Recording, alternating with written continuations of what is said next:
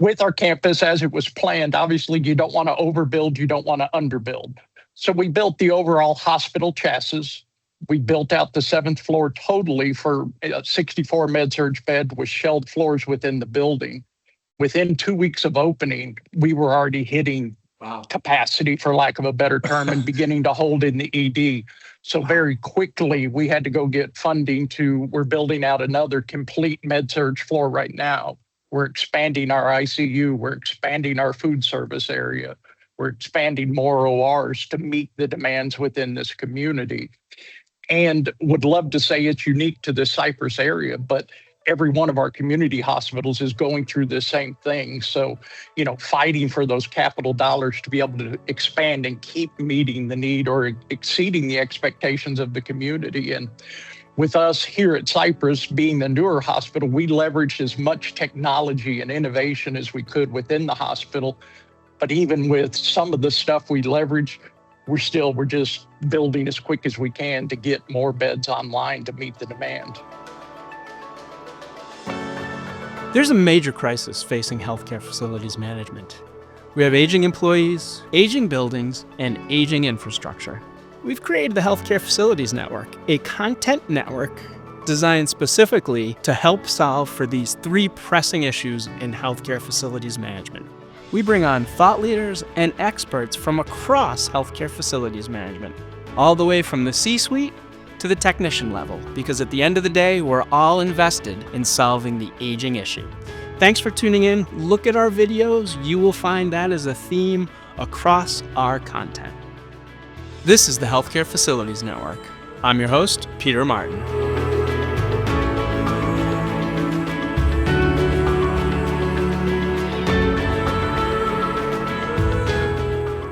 We are recording on a Friday morning, so we were all talking before. Everybody's relieved that it's a Friday. It's a great Friday. We have a great discussion coming up, and what I would ask my esteemed guests to do is to introduce themselves, please, and then we'll get into the topic for the day. But Josh, why don't we start with you, please? Hello, everyone. My name is Josh Ashlock. I'm the Director of Building Systems with UT Anderson. I've been with the organization almost 4 years. It'll be 4 years in August. Absolutely love the mission of the organization and everything that they do, and I'm pleased to be a part of today's presentation. Good morning. My name is Chris Bolton. I'm Director of Operations and Maintenance for UT Anderson. This is going to be for our Houston area locations and our off-site locations, all of our remote community centers. And been with the organization right at 2 years now, but very happy to join everybody. Thank you for having me this morning. Thank you, Chris. And I'm Jason Kime. I'm Director of Facilities and Emergency Preparedness for Houston Methodist, currently at the Cypress Hospital location, one of our community hospital locations within our organization, and been with Houston Methodist now for a little over 18 years. So, yes, thank you, Jason. Jason, that is a nice looking building in the background there. It is the newest hospital within our organization. It's only been open we opened March of 2025, so a little over a year now. A little over a year. So it's interesting. So I'm up here in Boston, as you may have surmised. My 3 guests are down in Houston. And, whenever I see those hospitals that you guys build in Texas, they look like, like apartments or beautiful, beautiful hotels. We're up here, we're landlocked, there's no room for anything, and they do a great job. But it's so interesting to me as you go to different areas of the country. Like, you guys all deal with the same problems, but different areas, that they vary so much by geography. And you guys, well, it's like an arms race down there, right? To build and expand it to get that footprint. And that's kind of the genesis of this discussion. Josh is Region 4 Director for TAFM, Texas Association of Healthcare Facilities Managers, and we were down management. And so at the TAFM conference, Josh and I were talking, and one of the things we talked about was the differences between, the big medical centers that are located in the city and the offsite and the satellite hospitals. And so that was the genesis of this. And Josh is like, hey, I know a couple of guys, maybe we can get on, we can do a podcast to talk about that. And that's kind of where we wanted to start the discussion today, is the big main medical centers and then the outlying. And as the gentlemen introduced themselves, you see that they all have different little scopes of accountability. But we're going to start with Josh first because it was your idea, Josh, and you're at the big MD Anderson in Houston. You're at the Flagship on the main campus. For folks who don't have a sense, everybody knows MD Anderson, but can you give us a sense for the scope and the scale of the Houston location, the main hospital location? Absolutely. So our main hospital location within the Texas Medical Center, it's around 12 million square feet within TMC, about 16 million square feet across all of our campus locations. My particular role, I'm building systems, so I have all of the stuff that's in every building, but none of the buildings themselves. We have 6 other operations and maintenance directors like Chris that take care of all of these main structures. I take care of the centralized maintenance for the things that affect all of our campus locations. I take care of our emergency generation equipment, incoming normal power equipment, our elevators and escalators, with the exception of Chris's. Chris gets to take care of his own. And then all of the building automation systems, and we manage all of the utility outages for all of our campus locations. We do right now about 1,200 utility outages a month to keep up with renovations, normal maintenance, and construction efforts. The MD Anderson itself, when we look at what MD Anderson is, our mission is to end cancer. And we do that through world-class patient care and research. The majority of our main inpatient care and our research facilities are in the TMC. It's part of the #1 cancer center in the world, the largest cancer center in the world, and part of TMC, which is the largest medical center in the world. So from a scope perspective, it's very, very large scale, much larger than we see in most other urban populations. Houston's just a different beast all the way around. And the TMC itself is pretty well landlocked, and where it's defined as part of the Texas Medical Center. So we're not able to expand out, we're having to expand up. The community-based locations are really important for our delivery model, especially for the people that have no desire whatsoever to come into all of the mess of the TMC. So if they can go to the Woodlands or West Campus or up in Cypress to some of these other community-based hospitals, they receive the same level of care, the same basis for the patient delivery models, same level of physician network, but they can do it at a much more convenient location with free parking, easier to access, easier to get on and off the highway systems, much less traffic. They're already dealing with so much from a patient perspective, it eliminates a lot of that additional concern. But from a scope, it's a very, very large system with lots of different locations and very complex levels of care. Yeah, it's always interesting to me to talk to you guys who are at the main campus with the way you create those scopes of responsibility, because you're just so massive. And there's nothing better than ending cancer. We've all been impacted by it, so that's quite the admirable mission. Thank you, Josh. Chris, let's go the other side. Well, not the other side, but your role at MD Anderson. The other world. Yeah, absolutely. I didn't want to say it that way. You can. I think Josh gave a fantastic intro to that, and kind of to parallel along with that, or to add to that, at some point the institution realized that cancer care and the delivery of that model, right? This is a war of many fronts, right? But attrition and access is huge. And so how can we take the fight, right? Because that's our mission, right? We want to help end cancer, right? Make cancer history. This is a battle. And so we're trying to find ways to take that fight to the forefront of where it lives, right? Which is in the communities that we serve. And as Josh alluded to, not all of our patients have that ability, right? To be able to access this incredible Texas Medical Center. And so the institution made that decision to expand out to those community areas. And so looking at the cross section of Houston, it's massive. And so we currently have over 12 locations spread across the greater Houston metro area, which are a range of modalities, right? And of those, we have at least 4 major ambulatory care centers, and then also 1 oncological surgical care. And that's growing. Right, that's a footprint currently of a little over 2 million square feet right now. But what makes those unique, as opposed to a flagship model or a mothership business model. Each of these are their own operation, right? We don't have the benefit of having as much centralized utilities, right? Or co-op utilities like you would see in a medical center.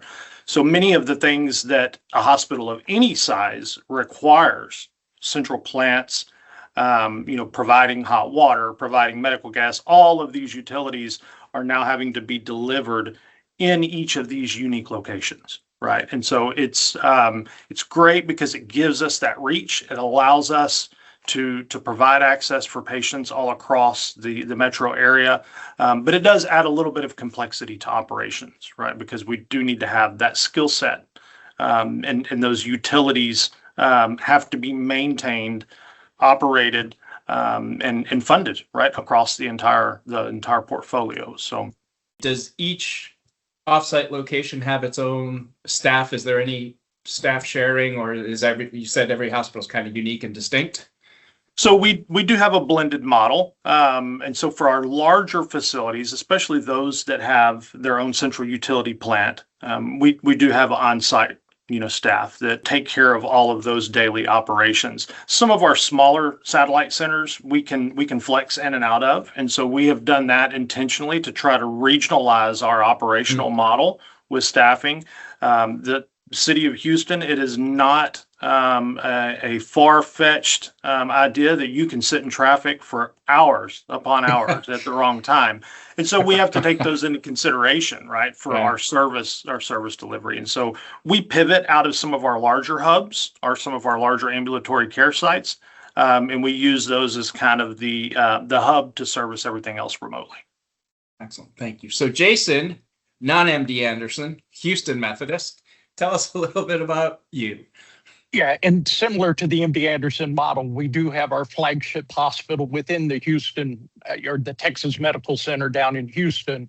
And then we have our 8 community hospitals located around the community, north, south, east, west. And much like MD Anderson, bringing care to the community where people live. It's easier, it's less stressful, family can come visit easier. And, originally some of these community hospitals were built back when I started to feed into the medical center, but it became apparent very quickly people don't want to go to the medical center if they don't have to. They want to stay in their community. So all of us within the industry have reacted to that, bringing care closer to home. And much like many of our partners within this community, within our community hospitals, we kind of run our own hospitals locally. We all partner together. All us directors sit on a council together within our system, and we share resources and best practices where needed. But we found each hospital in each community really operates differently because one may have a bigger labor and delivery demand versus another may have a bigger orthopedic demand. So to try to do a one size fits all just has not worked. And so we kind of run independently at each of our sites with a system level support and, just common goals throughout. Jason, your site just opened within a little more than a year, I believe. Can you talk a little bit about the opening of your hospital and what plans your hospital has now based on community demand? I think that's an interesting story. Josh, very good. With our campus as it was planned, obviously you don't want to overbuild, you don't want to underbuild. So we built the overall hospital chassis. We built out the 7th floor totally for a 64 med-surg bed with shelved floors within the building. Within 2 weeks of opening, we were already hitting capacity, for lack of a better term, and beginning to hold in the ED. So very quickly, we had to go get funding we're building out another complete med-surg floor right now. We're expanding our ICU. We're expanding our food service area. We're expanding more ORs to meet the demands within this community.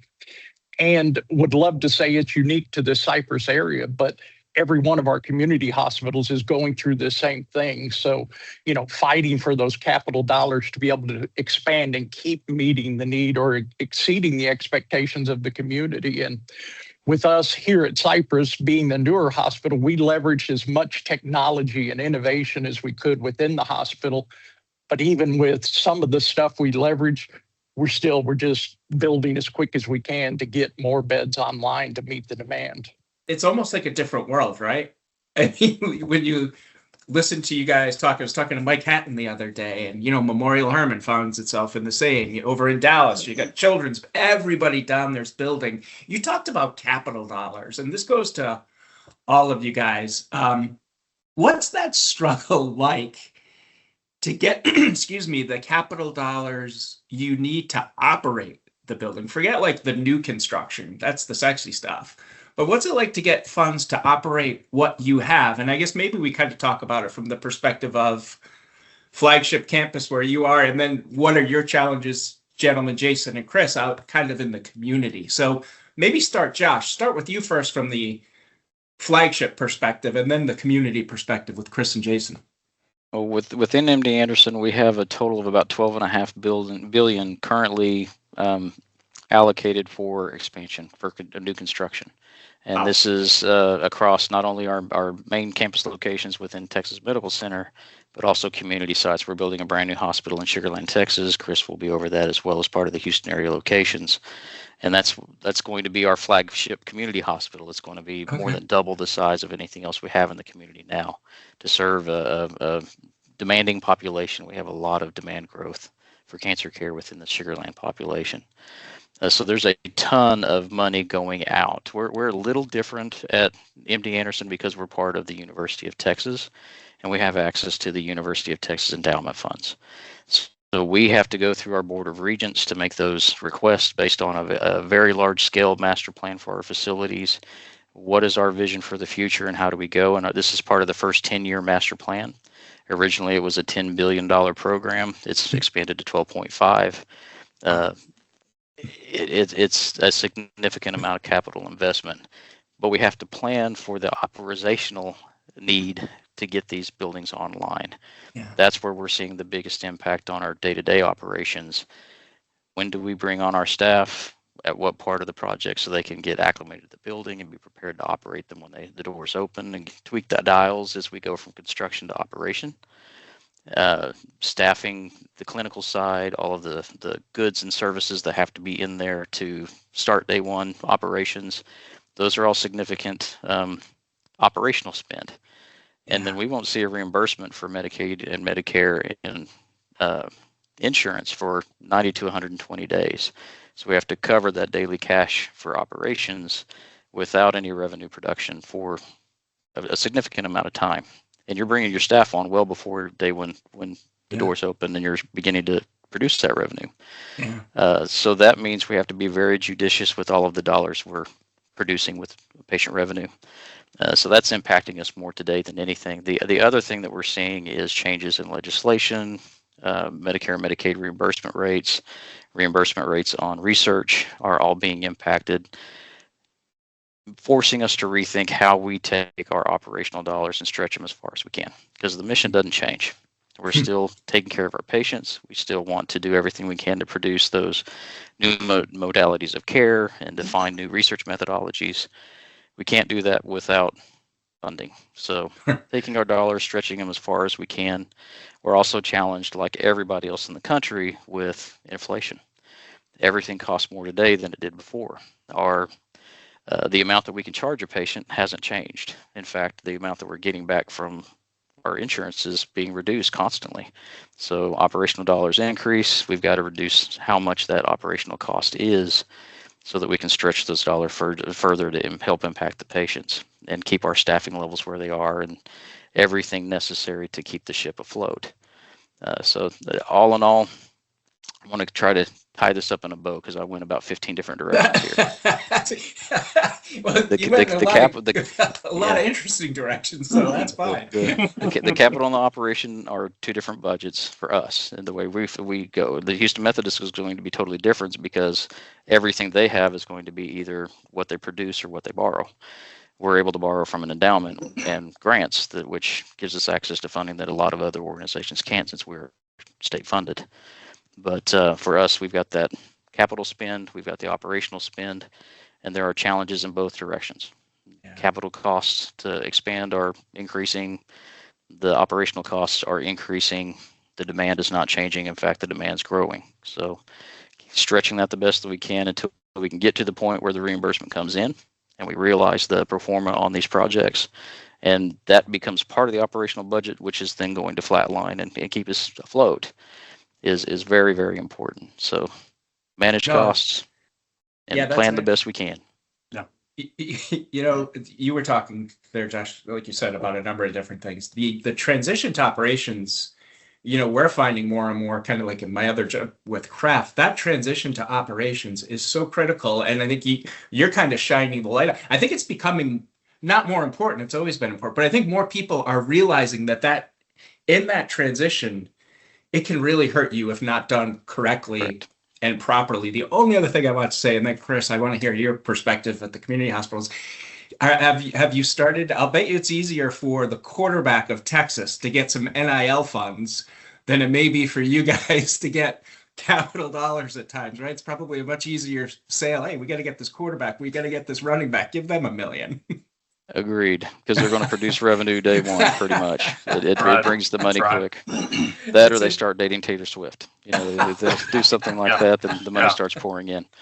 But for us, absolutely, the business case justification to spend that capital dollars and show how we're going to create a pro forma that's going to allow that to succeed is incredibly important. And what Jason mentioned earlier, building a facility out to the best of our ability for the plan day one, and having space to expand without complete new capital infrastructure. We can build out shelf floors versus building entire buildings. It's a much quicker turnaround, much less initial capital, and it gets us in front of the patient faster. So the strategic planning on that capital side for how we're going to develop these buildings is also very, very important for not just day one, but future operations. How do we continue to grow as demand increases? The demand in Cyprus in particular was just phenomenal. And to hear them 2 weeks after day one operations going to full capacity, that shows the demand in the community hospitals. These communities really want to have this in their community, not in the Texas Medical Center as much. There's certain things that we're not going to be able to provide in the community. They're going to have to go to the medical center for. But if we can do a lot of it in the community too, and we can do it very, very well. So to see that, I thought it was really impressive. And to Josh's point, though, we can build the building, and we could have built our whole building out day one. Would we have had the patient volume? Maybe, maybe not. Could we staff it? And that's another issue is we can make these big, beautiful buildings, fully equip them. Can you get the staff to the nurses, the techs, everybody else to keep it running? Because we're all pulling out of the same pool. We're all expanding. We're all trying to get the resources, those staffing resources in, and it's a finite amount. And so there is a delicate balance there of not overbuilding for what you can actually staff and successfully manage. Jason brings up a good point, right? And I think it also ties back to what Josh was saying, that, I think it was actually Mike Tyson that said, everybody has the best laid plan until you get hit in the mouth. Right. It was. Yeah. And I think that, building activation is very similar, right? And for us, one of the things that has been extremely beneficial, and part of the reasons why we're the best cancer center in the world is because we have that vision aspect, right, that we can really lean on. We're very fortunate to have fantastic executive leadership team, and we have those conversations on the front end. What does it look like for us operationally to go live with this massive investment that we've just, put forth in the community? And that's necessary, right? Because one of the things that we're doing now for all of the major expansion that we've got coming on is we're realizing you need to be immersed in these building processes to have a good understanding of the operational impacts, right? Because that's what this is all about. What is the operational impact? Mm-hmm. And to try, to Jason's point, to try to staff 200, 300, 400, 500,000 square feet on a dime is becoming extremely, extremely burdensome. But even if you could, you'd now be faced with, you don't have anyone that has the understanding of the subtle nuances of how that building came together, those sequences of operations, what's in the walls that you can't see, that commissioning maybe ran up against and had some struggles with. And so having that exposure is extremely critical. And so we've been very fortunate to have an executive leadership team that supports that process and allows us to incur some of those expenses earlier than we typically would, because they understand that that experience and that exposure is absolutely critical, right? In terms of access to funding, one of the things I think that's made us so successful is that as an institution, we've kept the overall strategy and the mission front of mind, right? Because when you develop a mission like that, it's one thing to look at the strategic aspect of the mission, but you also have to look at the day-to-day, the real in the moment right now aspect of what could potentially step in front of your mission and try to derail it. Because if you don't have those contingency plans, the mission's going to be in trouble at some point. And so we've been very fortunate with that. And so I think that all of those aspects together is what's allowed us to be successful with the rapid development and expansion that we've had. If you like this video, please like and subscribe to the network. And more importantly, share it with your colleagues in the healthcare industry. Together, we can solve the aging crisis that's impacting all of us. Jason, I want to go back to you to talk about that 2 weeks for one sec, but Chris, you hit on something interesting, and I've said this on this podcast before, and it still surprises me that so many organizations are siloed at that level that you were just talking about, where you guys have the executive support, so you have that seat at the table, so you're not going into a building completely blind. But you still do hear, and I'm sure you guys do because you're involved with TAFM, you guys, you get around, you still hear of the organizations where PDC and FM are siloed, and some organizations where FM has to fight to even get a building commissioned, right? Because it boggles the mind with the amount of money and risk that's out there, that those conditions still exist. But it sounds like you guys don't have that issue at MD Anderson. I would be lying if I said that it is a flawless delivery, that it's a flawless handoff. And I think that is just innate to what it is that we do, right? There's so many moving parts. And FPDC team has an overwhelming project, in front of them to deliver upon. And then we have the overwhelming aspects of operations. And I think that those two will naturally sometimes, I'm not going to say have friction, but there's going to be some overshoot, right? And some gaps there. I think what makes us unique is that from that executive leadership perspective that I was mentioning earlier, we understand that. And since we're all part of the same division, we're able to then collaborate with one another and say, hey, these are the things that we're noticing on some of these smaller projects. So for the larger ones that we have coming up, how can we kind of better partner on this right ahead of time? And it helps to break down the silos, to where you're not just completely operating in a vacuum. Yeah. And I think being part of that same division, when I was doing the recruiting for so many years, I would talk to folks, and sometimes their PDC people would be reporting to the CFO, and their FM people are reporting to the COO, right? And those people on the C level don't get along, and they don't even talk to each other. Like whenever you saw that, you go, that's a recipe for disaster. Jason, speaking of a recipe for disaster, it wasn't a recipe for disaster, but like when you're full after 2 weeks, what are you guys thinking? And that's almost mind-boggling that you've been open 2 weeks and you're already 100% capacity. What was that like? Well, after the initial shock wore off, it was, again, digging in, setting realistic expectations. How quickly could we build more? And, we would love to say, hey, 3 months, I can get more. No, we're about a year out. And I mean, for us to do a complete med-surg floor construction, you're 12 to 18 months. If you can get all the materials you need. And, that's another thing we haven't touched on yet. Not only do you have construction escalation costs, but you have supply chain problems. So we can go out with the best intentions, say, yeah, we're going to fast track this project, but can I get door frames? Can I get everything I need? Can I get switch gear if it's needed? And, that's the reality of what we're facing now. And so, we rolled our sleeves up very quickly, and, we like many, have a great partnership with our design and construction team. And we got to work and said, let's get some numbers together. Let's get this, before everybody get approval. we're a data-driven organization. So some of it, we got to show that it wasn't just the newness of the, everybody wanted to come see the new car and how it worked. And no, it was sustained, and it's still being sustained today. So, we're moving forward as quickly as we can. What's the status currently?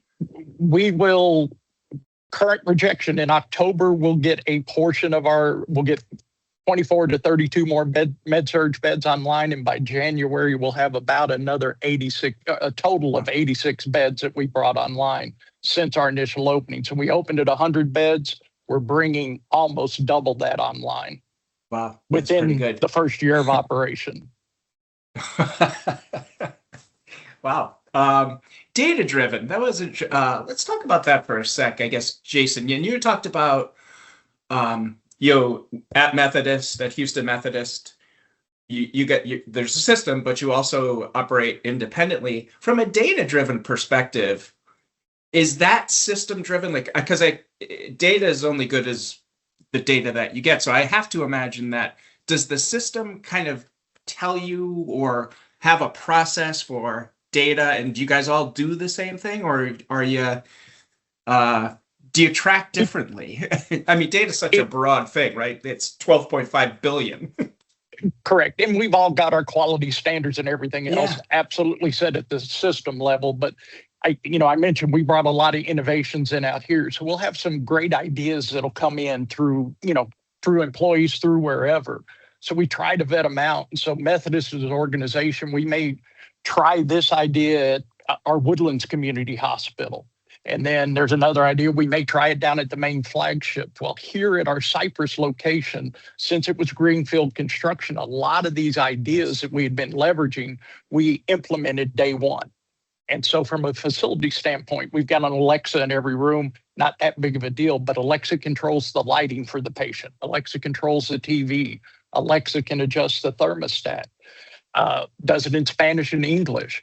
But then there's also QR codes in every room. So you can do it with your own device now. And, when I say data driven, we look at the data, the hits that we're getting in from the Alexa, what are they going to? I can tell you that number one is lighting control. Right behind that is calling the nurse. So, we try to look at the data to say, hey, yes, we invested in this technology. Number one, is it being used by everybody, or is it only being used by the younger generation, the older generation? But, across the board, it definitely appears to be used. And so now we'll start pushing that out to all our other campuses and, migrating it in where we can and when we can. That's some pretty cool information. What, Jason, I mean, you can get lost in data, right? When you can get so much info. But what is there anything that has stood out to you or that has surprised you, like as you look at the data, kind of like an aha that you maybe didn't expect? I would not have bet that lighting control would have been the top use of, whether it's through QR code, whether it's through, I just didn't think lighting control was going to pop that high on the list. So now it makes us start looking at, though, hey, one of the other, complaints we get from time to time, the window shades in the room. So, okay, if we could do motorized shades, does that help that patient experience? Because, we've all been in the hospital before and, we're some of the worst patients, the people that work here. And I know I would never call the nurse back to come turn a light off. I would just deal with it because I'm not going to bother them. They're busy. Yeah. And so it's trying to put ourselves in that bed and project what might the patient need. And so it was interesting. That was definitely, an interesting statistic directly in the facilities world.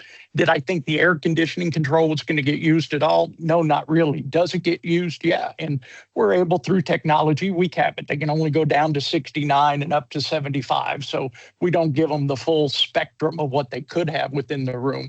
But again, it's a huge patient satisfier. And we see that in the satisfaction scores coming back. I felt more at home. I felt more at ease. I wasn't bothering anybody. So we've put some of that control back in the hands of the patient or the patient's family. The patients can focus on getting well, and the staffing can focus on the patient. And it removes a lot of these unimportant functions that used to take up a bunch of time and puts it into a device in the room. It simplifies that a ton. We're seeing more and more from the patient environment, the patient education piece, the patient experience, being automated. And I'm pleased to see that as a movement within healthcare. It is making a difference in the patient's experience. Yeah. That brings up a good point, Peter, talking about data, because that is a huge factor of what we've been really pushing for with MD Anderson here recently. And this is in alignment with our reliability centered maintenance strategies, understanding the role that data plays, right? And I often think of one of my first mentors. You mentioned him earlier, so I'll give him a little plug. Mike Hatton used to always say, expect what you inspect. And the same holds true for data. You don't realize what is in data, what the opportunities that it affords you if you're not looking at it. And we've been discovering that over our RCM journey, that if you're taking all of this wonderful insight that's being provided either at the patient side or from the infrastructure side of the house, that's not only going to provide and feed into some optimization opportunities, but it's also part of the necessity, right? Because Jason mentioned earlier just the struggles with workforce, right? And that is very real. And so how can we do things differently that allows us to either open our horizons to a different candidate field, right, to a different type of workforce, or in the unfortunate event that sometimes we have to do with a little bit lesser, right, of a human capital side, what can we augment with data? And I think if you're not utilizing data in 2026, you're very, very behind the eight ball. I kind of didn't want to ask this question because we do talk about it a lot, but you guys brought it up, so it's your fault. It's around workforce, right? We can't escape it. So I guess I want to ask, out in the community, are you finding it difficult to get people to come up? But also, you hit on something interesting there, Chris. Do you find that the younger generations, like that tech, they expect to be tech enabled? Jason, kind of what you were just describing, using Alexa. Is there a difference in the generations as far as expectations of the use of technology? And how do you think technology will attract, or hopefully attract, some of the younger generations who have grown up with it? Yes. That's a lot. So anybody want to take that first? Go right ahead.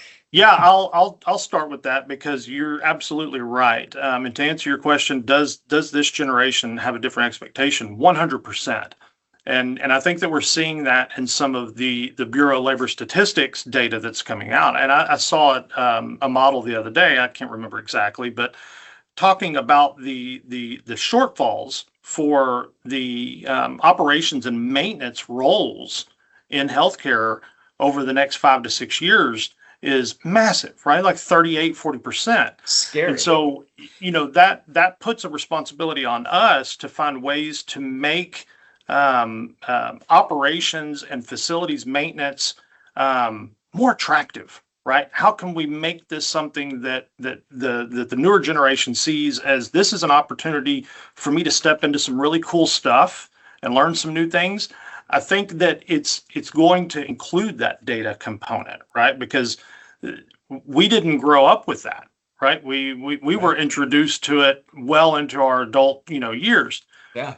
The kids now, I mean, from the moment that they're able to learn to read and write, have technology in front of them. And so if we're not using that as a training opportunity or as an operational opportunity, then we're going to struggle. We're going to struggle with attracting new candidates. Again, expanding on it, not for us in the community hospitals, our techs, as we call them, maintenance techs, whether it's entry level, mid-level, senior level, they have to do a little bit of everything. Versus when you're down in a flagship hospital, you may have a tech that does HVAC, or he does controls, or he does the pneumatic tube. Well, the techs I have out in the community hospital, because I don't have the scale to support it, they're doing chiller rounds. They're doing, basic bed repairs. They're doing tube system repairs. They're changing ballasts. So they're an electrician. They're an HVAC tech. And so our model, then we end up having to contract out some of the bigger stuff and partner with our trade partners. But, our techs, so when we're trying to recruit that staff, I'd love to get people out of the flagship hospital with years of experience, but honestly, they get out here to the community hospital and they're bored because we don't have the scale to support their little niche that they trained in. So it's almost now, like you say, trying to get the younger generation engaged with some of the technology. Because again, even when I started, we weren't as controls heavy as we are today. We've always had controls, but what I do with my BAS system at Cypress is different what I did with the BAS system at Woodlands, which is only 7 years old now, which is different from what we did down at the Sugarland campus where I started. So it keeps evolving. So we have to keep growing and keep talking about it. And it's been interesting to me because I have a son in mechanical engineering right now at, one of the local universities. And there's really not a career path talked about for our field. Nothing. It's always we're out doing all this other stuff, but no one's really represented. And yes, healthcare is growing, but just office buildings in general. And everybody's like, oh, that's a maintenance job. Right. Well, it's so much more than a maintenance job anymore. Yeah. It's not just plunging toilets or, changing light switches. There's so much more to it. And that goes, unappreciated. So we've got to do a better job selling our industry. You hit on so many good things there. With that answer, it's funny. I was thinking back to when you were talking there, Chris. Lamar Davis. I use this line a lot. So Lamar, you may know Lamar. Probably do by the way you're smiling. So great guy up in the Chicago area. But Lamar, I was talking to Lamar. He was on the show, and he just said something that was so true. He's like, kids don't grow up wanting to be directors of FM. Kids grow up playing cowboys and Indians. I'm using cowboys and Indians because I'm cops and robbers, like all of those things that we did. He's like, nobody even knows this field exists. And you hit on it there, Jason. That's part of the reason we started to do this is because there's just no, it's just not publicized enough. And if people don't know it exists, how do you get them into it? I need to ask you, Jason, obviously your son knows that this path exists.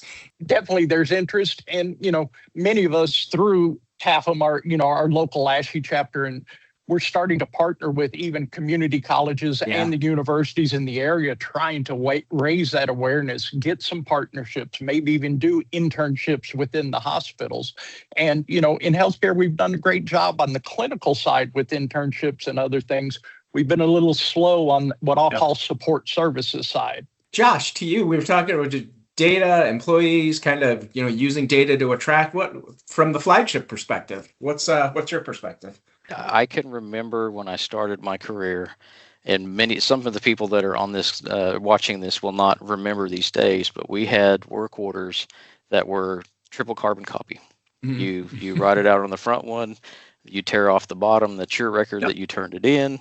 The technician takes the pink sheet. The facility manager keeps the white sheet to sign it off when it's done.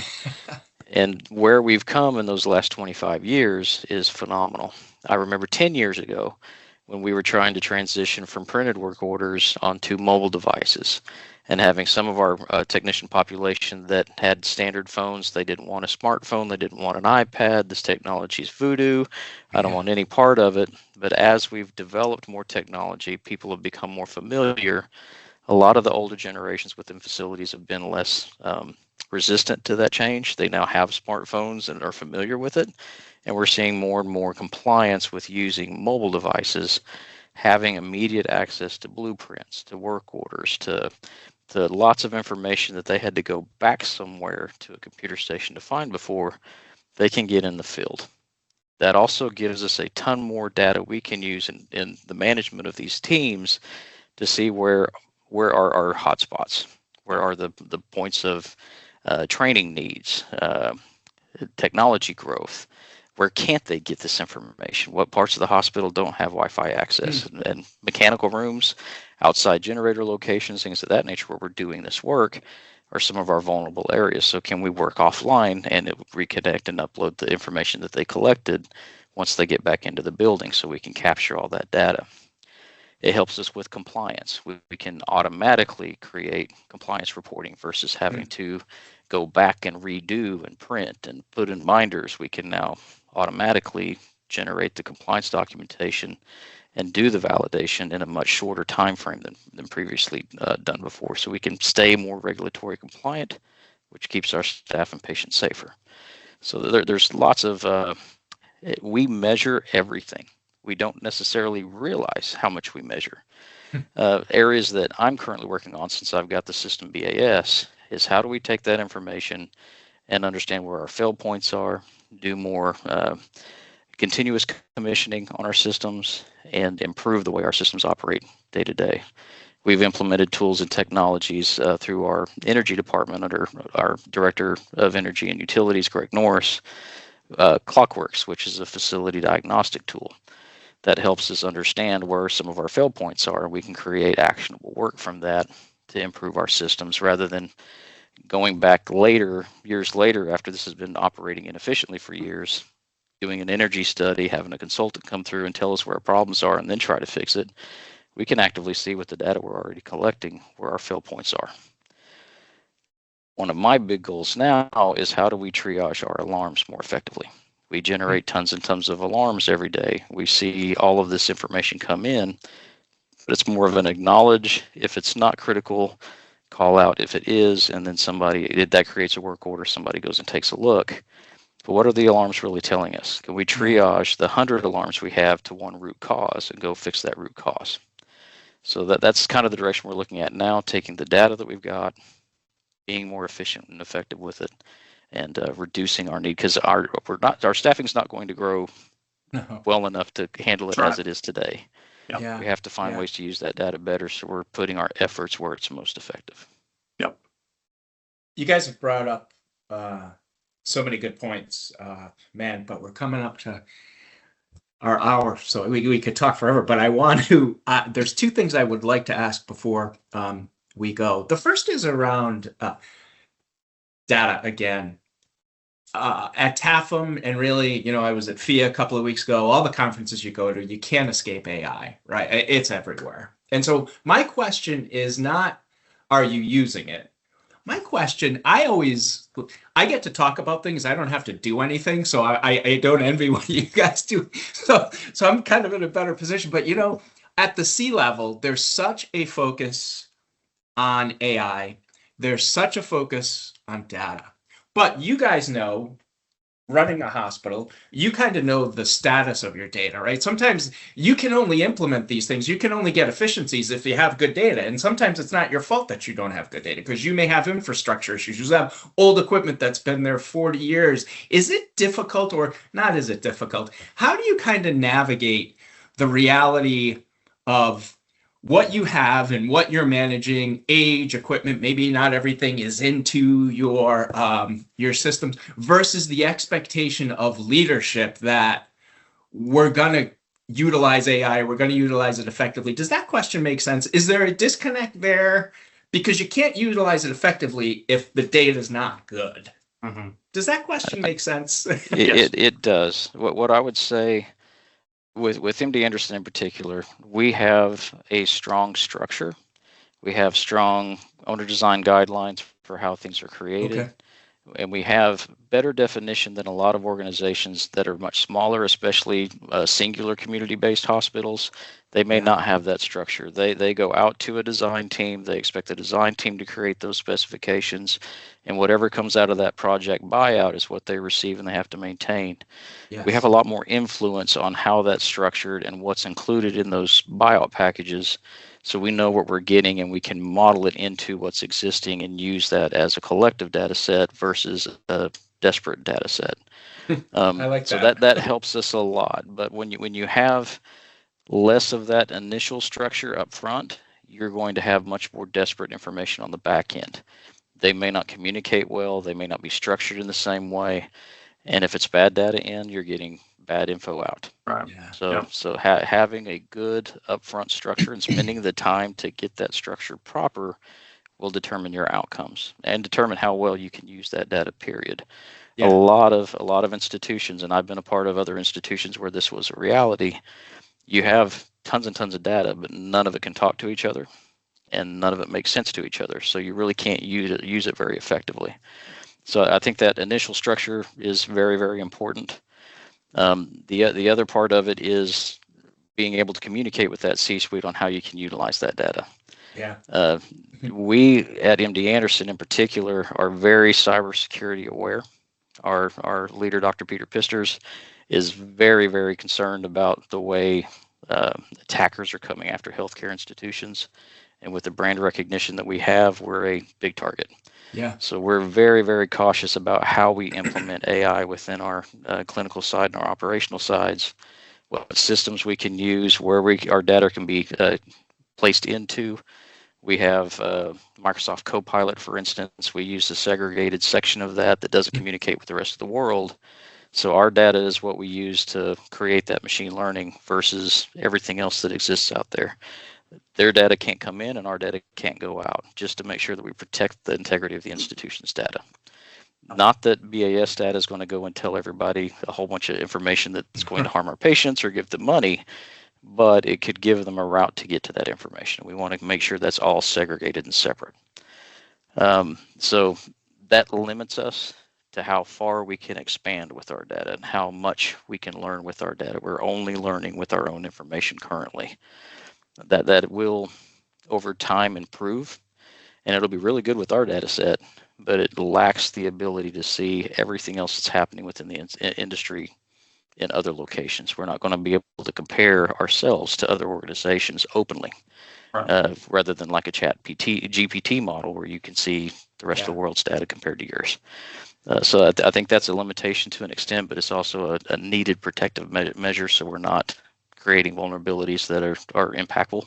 We will see much more use day one on the clinical side with AI because of how that's impacting our research models and our patient care models than we will on the operational side. In my opinion, that's what I'm seeing currently. The focus is definitely more on the patient care driven AI uses. Because we do have so much data being generated on the research side in particular. There's definitely more focus there.